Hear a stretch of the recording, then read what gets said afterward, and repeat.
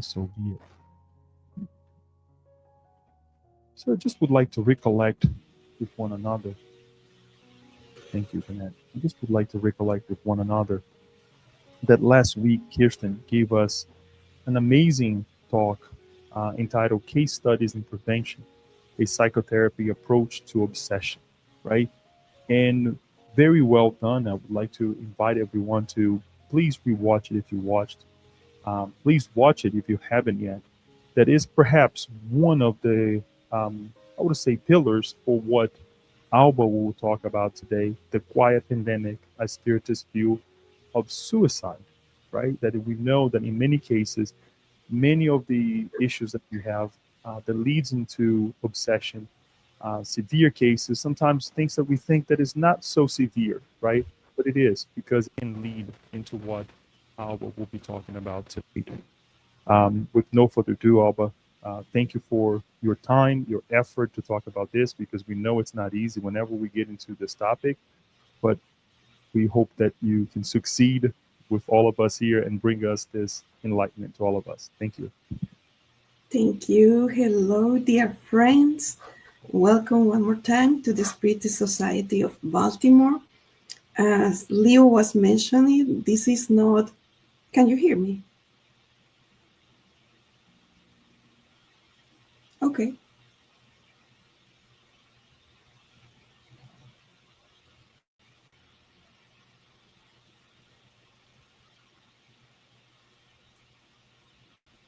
What about now? 1 second, Alba. Okay. Go ahead and try it now, please. I was saying that, No, hello, we can dear still friends. not hear her, Daniel. Is it? No? Okay. One moment. Okay.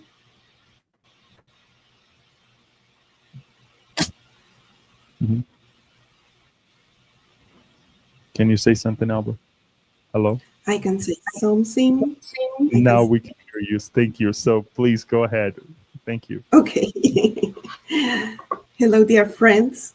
Welcome to the Spiritist Society of Baltimore. As Leo was mentioning, this is not an easy topic, but it is a necessary topic that we need to talk about it, because we cannot turn our faces to something, to a reality that is currently happening at this very minute. And we want to let you know that this presentation, as all the presentations in a Spiritist Center, has a therapeutic component. However, today it was strongly advised by the dear spiritual companions that are helping us to put the presentation together, that this presentation is going to serve to different groups of people. People who are grieving the departure of a loved one because of suicide.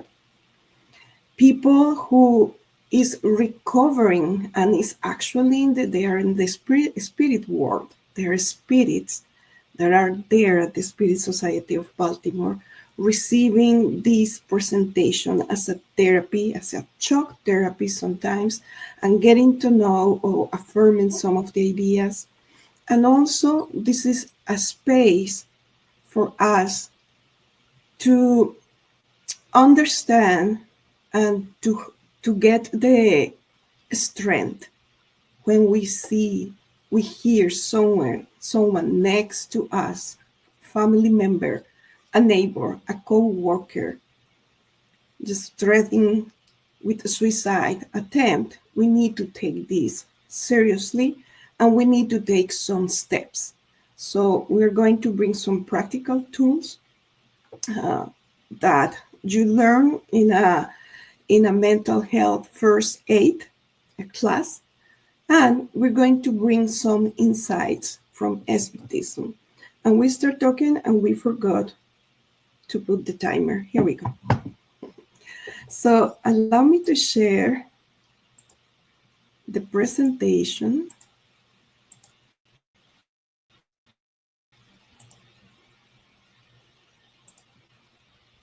Okay, here we go. And why we say this is a quiet pandemic? because we're going to see some numbers uh, in the following slides, but there is still not enough data that we can collect people from the National Institute of Mental Health that they can collect about intentions and attempts or suicide, because people don't go on the streets saying this, right? And because in it's also, we are going to bring some data worldwide. Not everybody reports this because of culture, because of different beliefs in society, that suicide is still something that you need to hide because it will bring shame to the family. So it's quiet because as of right now it's around us and it's happening and nobody talks about it, but we need to do it. We want to start with this message that was psychographed in 2004 at the Spiritist Group of New York Spiritist Center. And it is called My Son, from the book Those Left Behind by Jussara Korngold. Not to put us in a blue, sad mood, but just to put us in the right mind to see what we're going to see. It's called My Son. Once you departed, my tears have never ceased. My heart fell apart, my still eyes lost in the horizon. It was your choice to leave us behind, to depart without a kiss, not giving us a chance to make you change your mind, thus leaving us in a desert without bliss. Oh, my dear one, my life will never be the same. Where did I fail? Why was I not able to support you and to give you the strength to withstand the struggles of life? Oh, flesh of my flesh, rebellious spirit, I wish you could have come to me more often, to open up your heart and to find shelter in my love. Now, my son, my thoughts are only for you. My life is your life. My prayer, a single cry of help, so that the merciful Creator may give us the chance to trail the same path again. I will look after you forever. I will assist you like never before, but this time I will not lose you to the dark shadows of despair. God is love. God is forgiving. My love accompanies you now and forever. Because love, we know, transcends space and time, and the love of a mother will be always the love of a mother, no matter the time, no matter how many reincarnations, is always there. We want to share this with you, with the audience, and to whoever is going to watch this video in the future. If you are having suicide ideations, please call 988. There are languages in English and Spanish, and it's 24/7. Please, this is the Suicide and Crisis Lifeline. And we're going to show this slide a couple of more times during the presentation.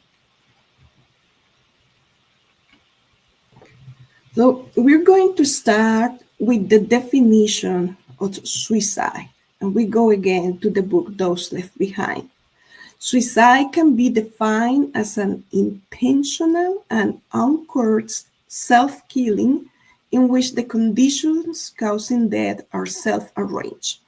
And this seems very cold, almost like a statistic, but it is important to define because there are situations in which people is being obliged, cursed, to kill themselves for so many reasons.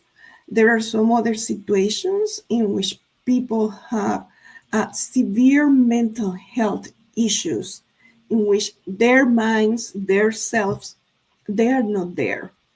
And we're going to see later how also a spiritual obsession works there. But when so in these situations, actually there is not like an intention of the individual to end with his or her life. Suicide is when the individual consciously decide to cut the lines of life, to cut the connection between the spirit and the body. And this is the definition that we're going to keep using during the presentation. Okay? Some numbers. We went to the US Center for Disease Control and Prevention. They have numbers from 2023, not from last year, but just for us to see, 49,000 people died by suicide in 2023, meaning is one death every 11 minutes. There are many that have thinking about it, about 13 million.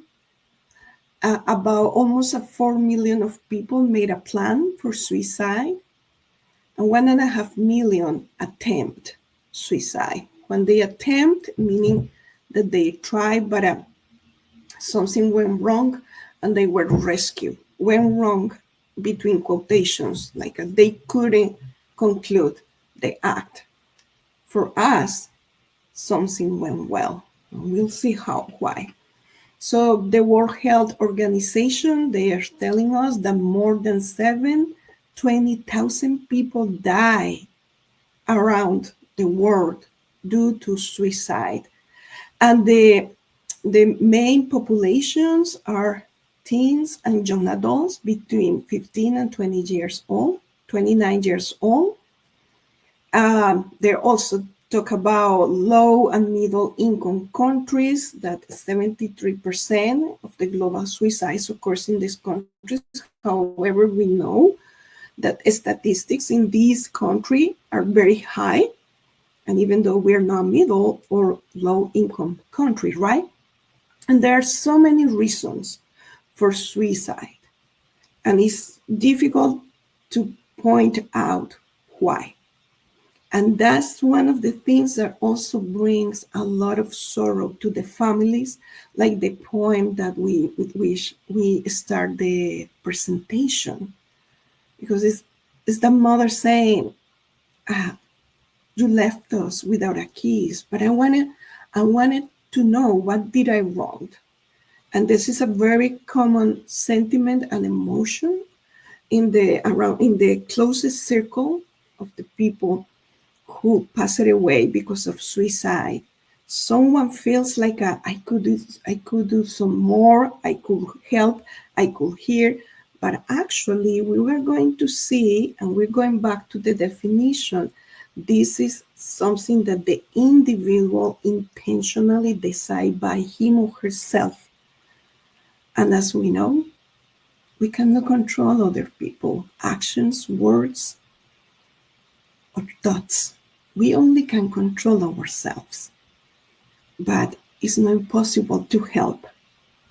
And for every suicide, there are many more people who attempt suicide. And it is true that one attempt, it can trigger more and more attempts. Also, it is true, like let's say in a family, the uncle passed away because of this reason. It's like giving a cultural example of what can be done when you are in a dire or difficult circumstances that you don't see the way out. So it can skip one generation, or in the same generation, someone's also start having this ideation. Like, okay, my uncle so-and-so did it, why I won't do it? Or my friend, or my co-worker, whoever. And we were thinking actually in the school, we work for the public school system in Anne Arundel County. One of the things, sadly, we have witnessed this in middle school. A boy took his life during the summer break. Then when we came back, it took an enormous planning and an enormous work and energy of all of the adults embracing these kiddos. And some of them, they express that since so and so did it, why I won't do it. Right? So it's something that we will say is like a virus that is contagious, but it is not. It is not. And in Joanna de Angelis, the first reading, if you remember, chapter 186, it talks about the importance of the family and the influence of these adults in the lives of the children. Because there is when we can plant that seed. And actually, in the Spirit's book or yes, in the Spirit's books, it says, well, what is the main role of parents or whoever has the role of a parent?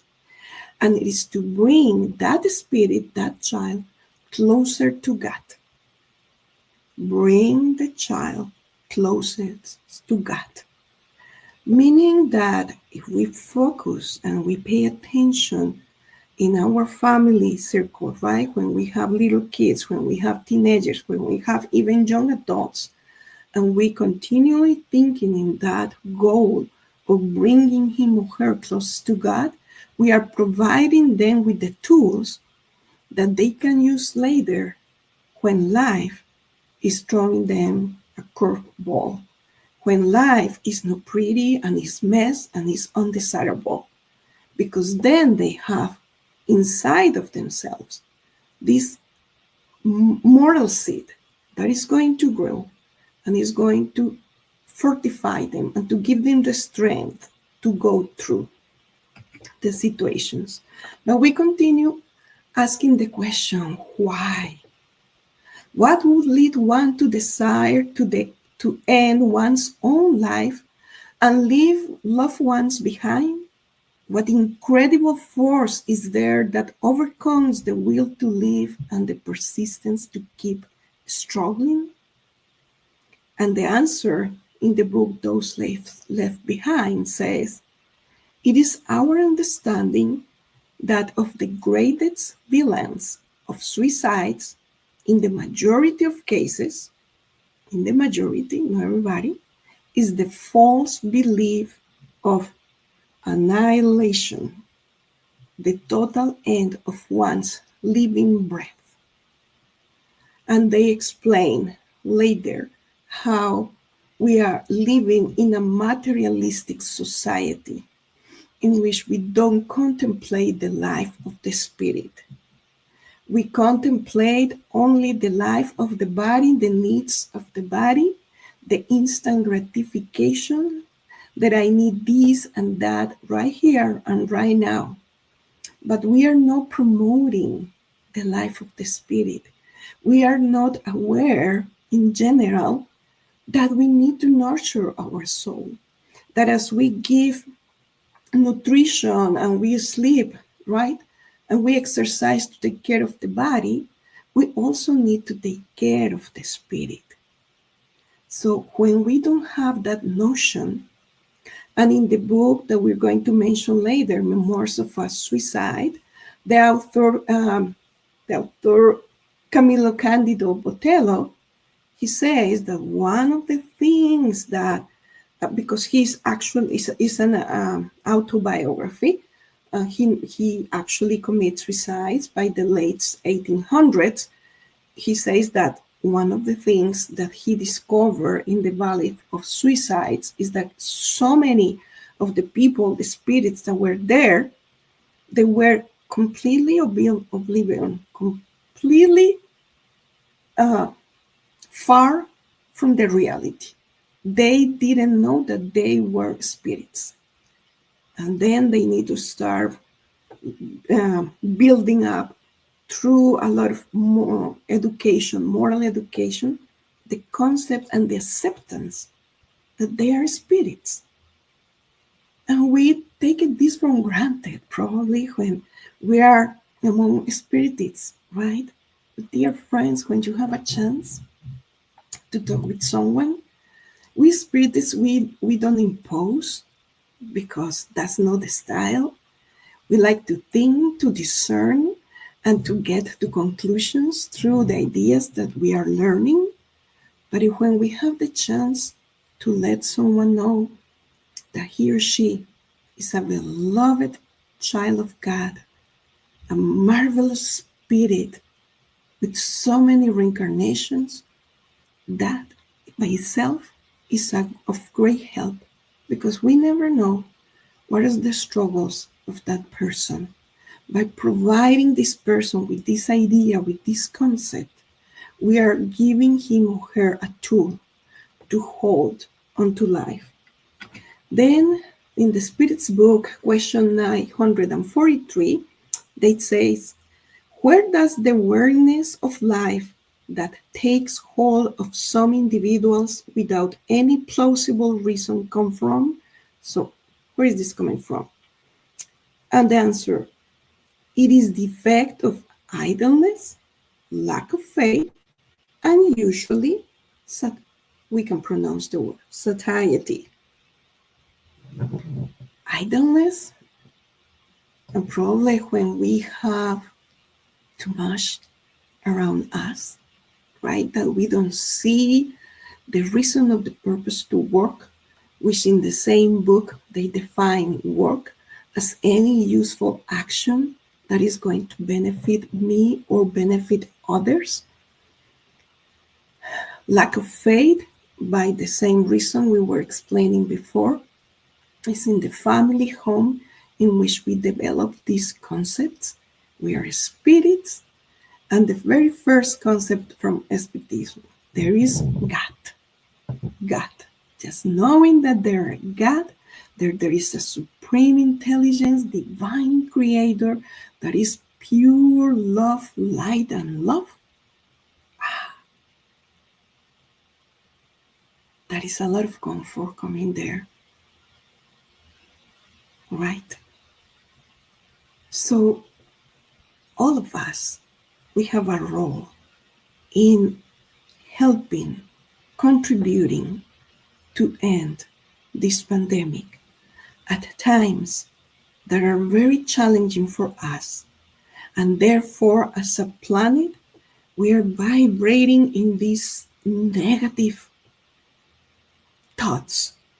We need to counterbalance that.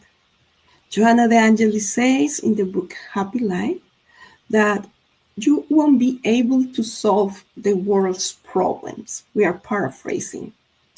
Oh, but you are able to have influence in the circle in which you live or you remain. So we have a responsibility, my friends. We continue with the why, and the book in Memoirs of a Suicide.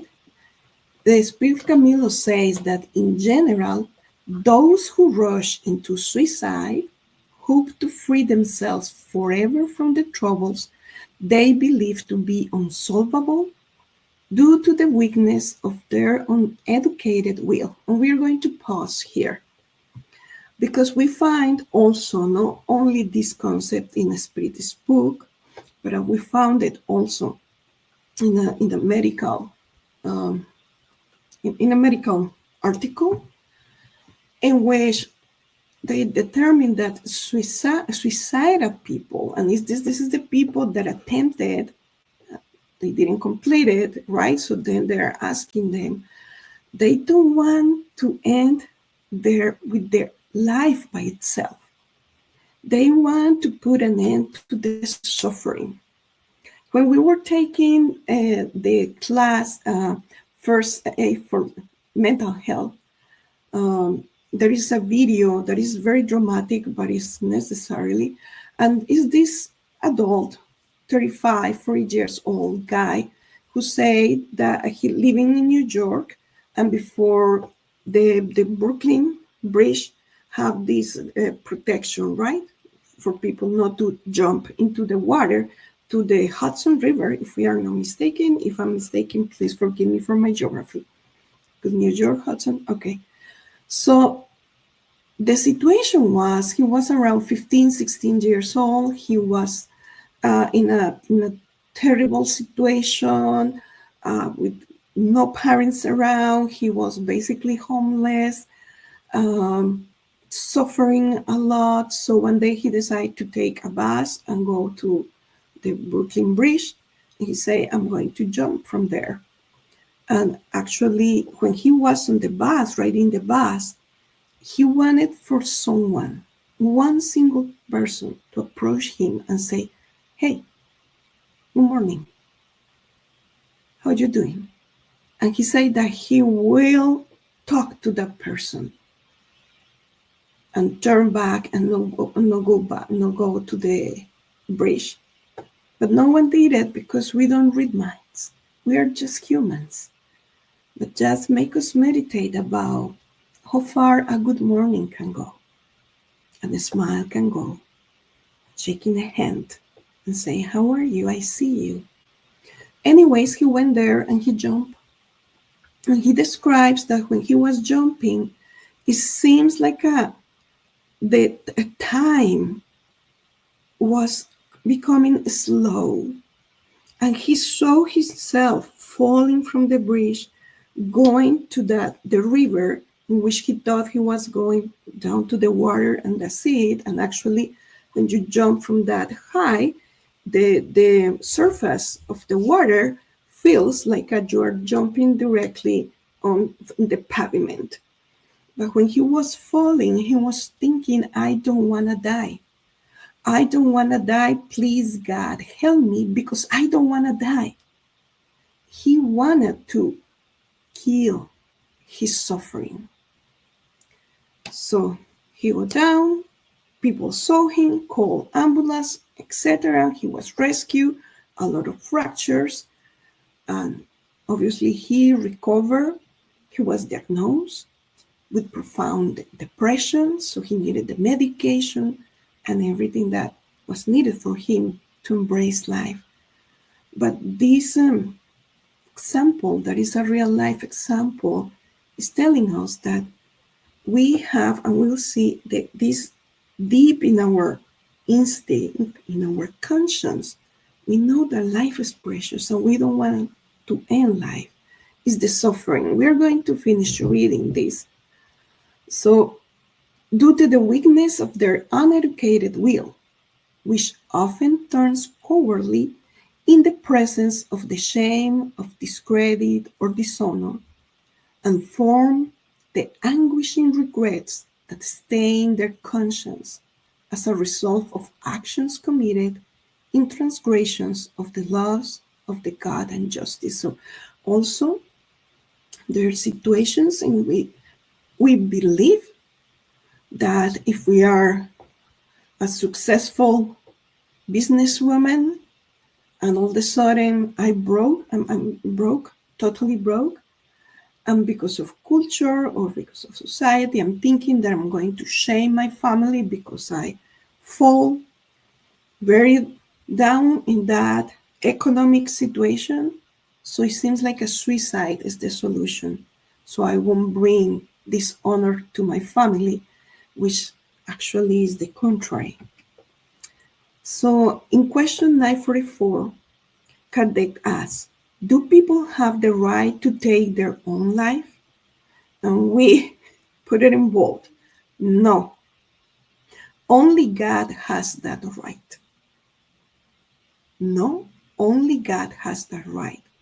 Those who voluntarily commit suicide commit a transgression against the law. And therefore, where we are against God's law, we will receive the consequences of that. And we'll see in Camilo's case. God is pure love. God won't punish us. We will. The consequence of our act. So again, 988. Please call if you are in need.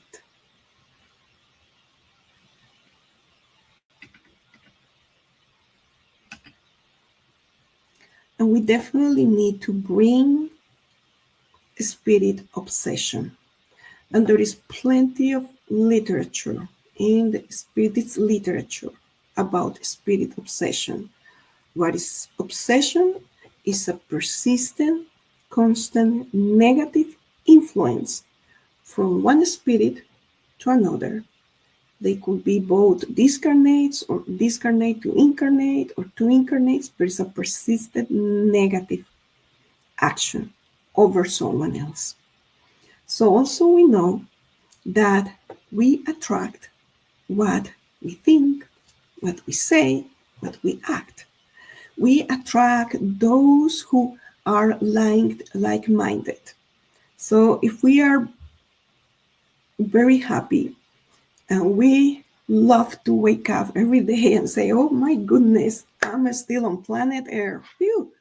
And we have this mood, not talking about this uh, living positively all the time because it's not possible, but knowing that life is precious and is an opportunity, and knowing that getting a reincarnation on this planet is difficult, my friends. There are lines of spirits waiting to come and to reincarnate, to have another chance, another opportunity. So why are we going to waste this reincarnation? So when we are thinking in helping others, in serve others, in do good to others, we're going to attract the spiritual company that is going to help us to get to those goals. And some people, they say, just put positive thoughts in the universe and the universe will respond to you with yes. Yes, it's the law of action and reaction. Whatever I put out there, I will get it back. So if we start in this cycle, this mentality of being down, of being blue, of we are going to attract that kind of spirits, and also spirits that they don't want us to grow and to progress. They want us to be like mentally slave to the lowest emotions of this planet. Yes, there are weak spirits. They are. They are. They exist.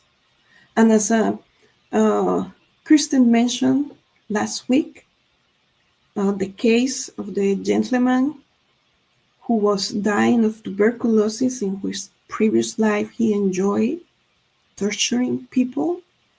Yes, they are. And they are in a different level of evolution. We're not going to judge.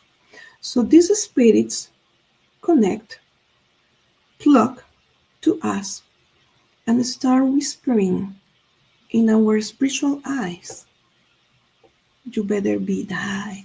The world will be better without you, etc., etc. And we believe that.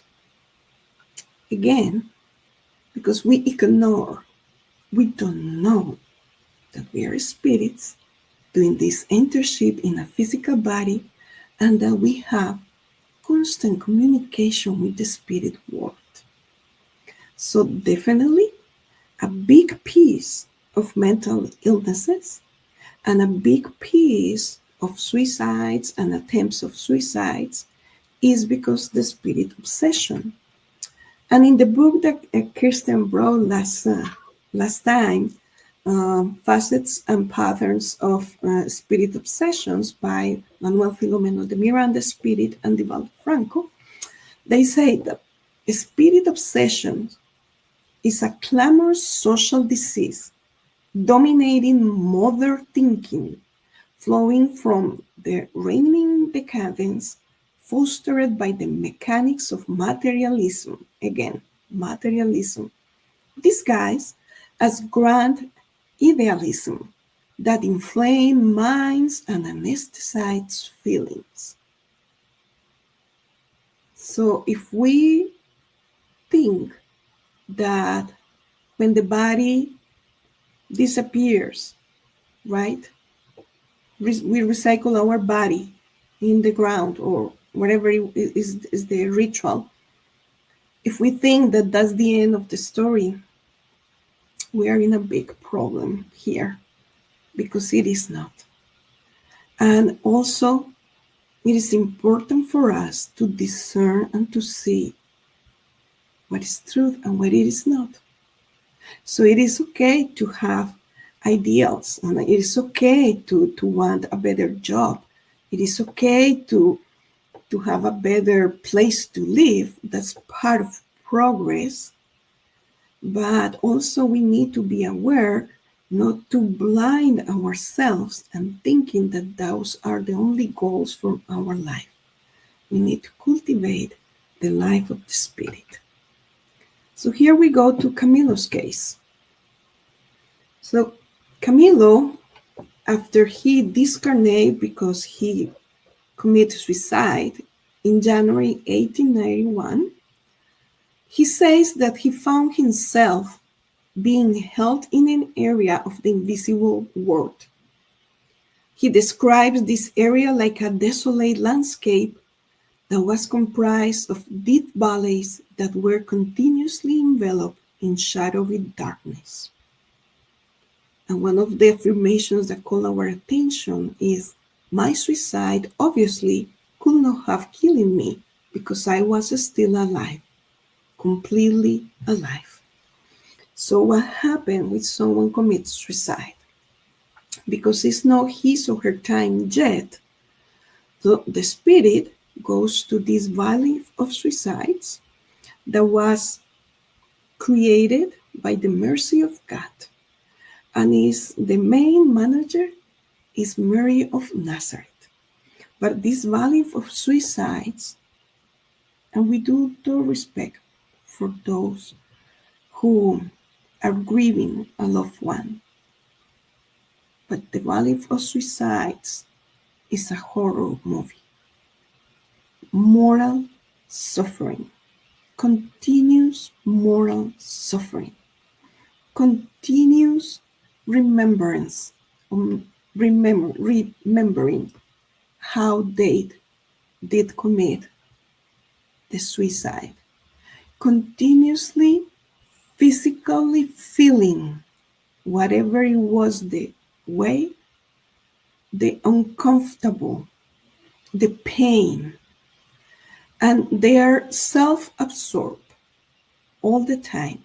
So there are thousands of souls that are suffering day and night, and therefore their vibrations, their thoughts are so dark and so painful that the landscape reflects this pain. It is so dark that you need actually to light a light, and even though you don't see. So the suffering there is very intense. And moreover, because they need to remain in that valley, and here the key word is held. They're held there, they're held there, and they need to stay there for the remaining time that they needed to complete their reincarnation. So let's say I am 50 years old. I am not, but I'm 50 years old, and I'm supposed to live until 60, and I commit suicide. So I will be held there for 10 years. And because there is this strong connection between the physical body and the spiritual body, remember, we are spirits. Spirit have a perispirit or spiritual body, and then we have the physical body. And the three of them are connected, strongly connected. So there are also physical sensations, not only of pain, but hunger and thirst and everything in between.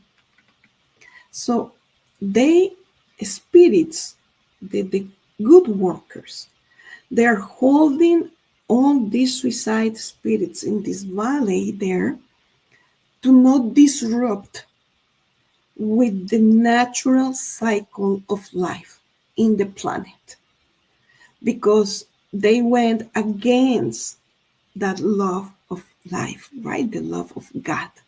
So therefore, there is a disruption. It's like I don't know, with electricity. You just suddenly cut it. It's like, bzzz, and you burn your computer. So they need to hold them there so they don't disrupt with the rest of the vibration around the planet. That is not pretty, right? But we're still incarnated. We still have the hope of doing good things. But hope is not lost. Uh, Camilo also noticed something very peculiar. And this was this light of light. He called it like a filament that was a luminous cord that was dangling from them, for all of them, like some sort of cable that was made of electrical wires. And this cable was snapped violently. So if you're thinking in the silver cord, yes, it is. So the silver cord is this cord full of energies that connect us, the physical body from the spiritual one. And when we are sleeping, our body is resting, but our spirit goes to the spirit world to do whatever is necessary. And we're having our silver cord that help us to go different places, but then come back to our body. But when this silver cord is snapped abruptly, there are so many energies there that need to be used. It's like a battery full of life, a brand new battery. So because of that connection, that is why the spirit feels everything that is going on with that physical body. And you can make the conclusion by yourselves, what happened with the body that is dead. What is the natural course of life there? Sadly, they are feeling it in their perispirit. So then in the Spirit's book, it says, question 957. In general, what are the consequences of suicide on the state of the spirit? The consequences of suicide vary widely, and this is important, friends. No every single case is the same. This happened to Camilo, but for other people, it could be different because there's sometimes something that is called attenuation. It has to be with the circumstances, how and why they commit suicide. So among them is the persistent link that ties the spirit to the body, the silver cord, and which is almost always at its full strength when prematurely ruptured, unlike natural death, that with natural death, there are spirit workers. They are coming to help us to detach little by little, molecule by molecule, because we are connected that way, right? Just detaching. Or even if it's an accident, a sudden accident, they are there helping to detach so we can free the spirit, can be free from the physical body. In the suicide cases, there is no this help because they're acting by themselves, by their own conscience. And we were saying not everything is a calamity, and not everything is suffering, because God is a merciful God, because life is precious and beautiful. So natural things happen. Once this spirit that stayed there for 10 years, 15, 5, whatever it was necessary, then they're being rescued from the valley of suicides, and they're taken to the Mary of Nazareth hospital, in which trained spirit doctors and nurses and therapists start the process of moral re-education. And Camilo narrates that the nurses approached us, our beds, and talked caringly with each one of us.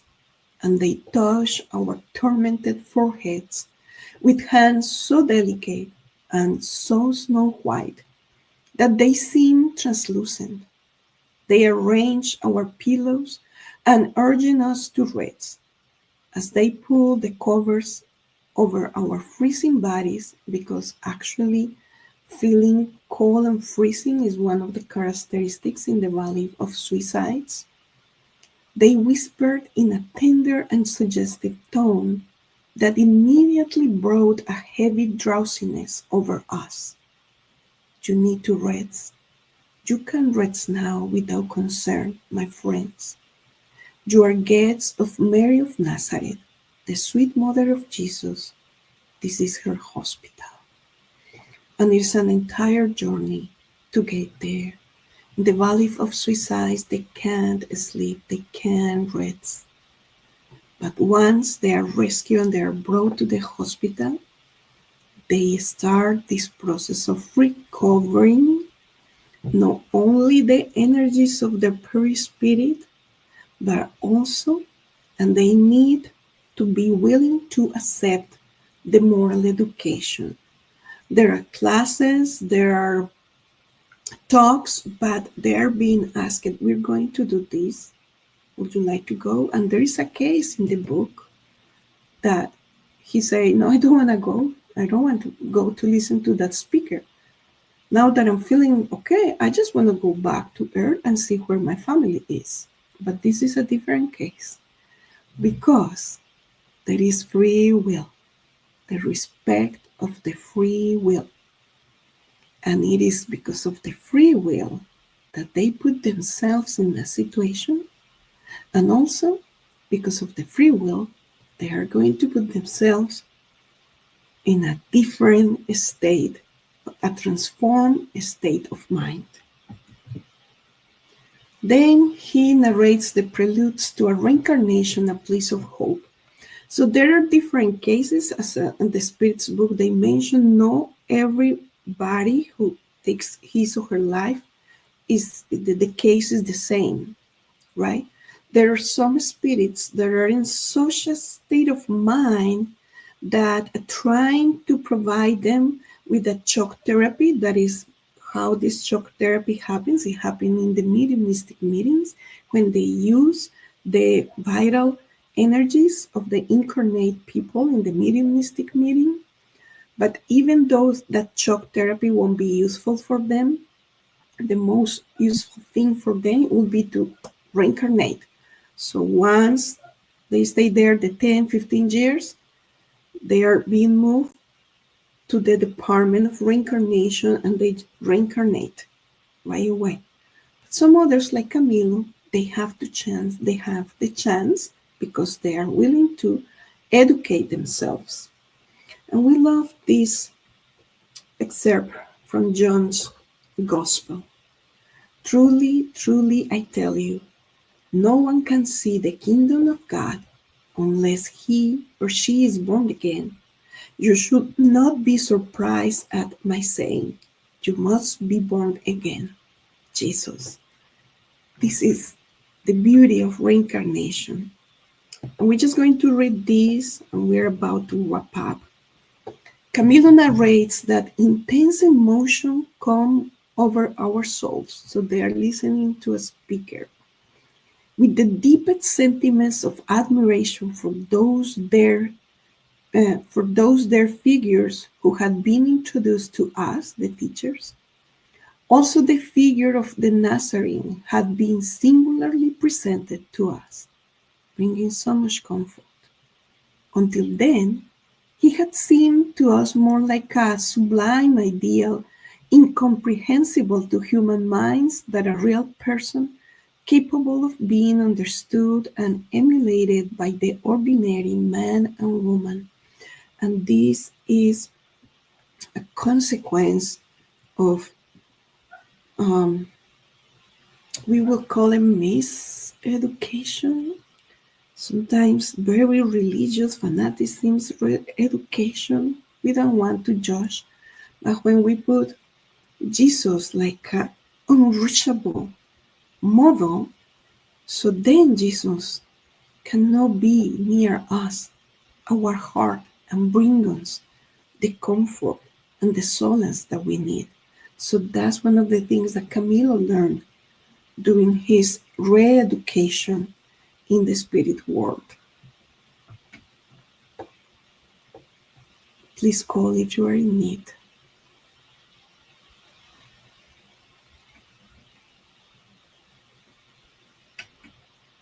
So how can we help? And from the book, again, from Manuel Filomeno de Miranda. So individuals contemplating suicide definitely are in need of fraternal support, spiritual therapy, moral understanding, and specialized medical care. So definitely, friends, taking care of the spirit and taking care of the body, right? Some of them, these people, these individuals, they will need medication and some sort of psychotherapy. But also, spirit centers can provide fraternal support and the spiritual therapy with passes and with the fluidic water and intelligent sleep. But there is something else, and it's a step further.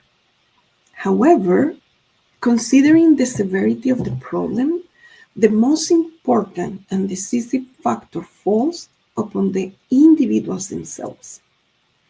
Is when you go to rehab because you have addiction to drugs or narcotics or whatever, and the 12 steps that you go. The first thing that you need is to be willing to want it. If you don't want it, it doesn't matter that Jesus comes himself in front of you trying to convince you. You won't recover. You won't transform yourself. So they need to start with the change of their mental approach to life, followed by the determination to improve morally, to lift themselves above any deleterious vibrations, freed from the action and influence of the sick, disturbed, and disturbing spirits, swarming the psychosphere of the planet of trials and expiations in its process of regeneration. So they need to want this. And God respects free will and awaits for this to happen. And how can we help? Prayer. Camilo narrates. I'm going to show you the book. It's a heavy book. So it's a lot of information. Prayer was so important because some of the colleagues, friends that were there with him in the valley of the suicides, he noticed, he observed this tiny, like a drop, drops of water, something like a little diamond come over certain individuals, and he was clueless about it. He learned later that it was the prayers of people thinking about this person. So prayer helps. Prayer brings comfort to them that are already there in the spirit realm, and prayer will help those who are considering to, because it alleviates, it disperses this negative energy from the spirits that want to influence them. How can we help in a more practical way? And this is what we see in this slide is a 3 hours class, actually. But we're just going to mention, it's called Algae Action Plan. And algae are is the acronym. If you see, I don't have a, okay. If you see number 1, write ALGEE, algae. So assess for risk, check if the person is in danger or trying to harm himself or others. Listen, not judgmentally. Give full attention. Give reassurance and information. And we are using this while emergency people comes, right? We already dial 911. And we call an ambulance or we call the paramedics or whoever. So in the middle time, we are with the person. We don't let the person by him or herself. We don't abandon them because we don't know what can happen in 10 minutes and 5 minutes. So this is first aid. We are there just to support. Once the professionals come, we step out unless you are a professional. So give reassurance and information, basically offer kind words and simple facts to give hope, and we all can do that. Encourage professional help. Like, have you thinking of reaching out to uh, therapists, etc.? And encourage self-help. And this self-help is the key, right? We see it in the slide before of how they can transform their thoughts. We are at the end of our presentation. We are going to take a few more minutes to conclude. And we are very grateful to the spirits that inspiring us, that are providing us with the treatment and the strength that we need to continue. And we invite all of you uh, to join this prayer. Is at the end of the Gospel according to Spiritism in the collection of prayers. And this is the prayer for a suicide. And we also brought the psychograph picture of Mary of Nazareth. So right now we escaped the story, but Chico Xavier was involved in the situation. He wasn't the medium, it was someone else. But this is actually a psychograph picture of Mother Mary. So we invite you all to think in your loved one that already depart, or someone that you hear in the news, someone that you think is at risk. And with your minds, please follow the words. After the prayer, we are going to move to passes. We're not going to have questions and answers, okay? Oh God, we know the fate reserved for those who violate your laws by intentionally shortening their days. But we also know that your mercy is infinite. Deign to extend it over the soul of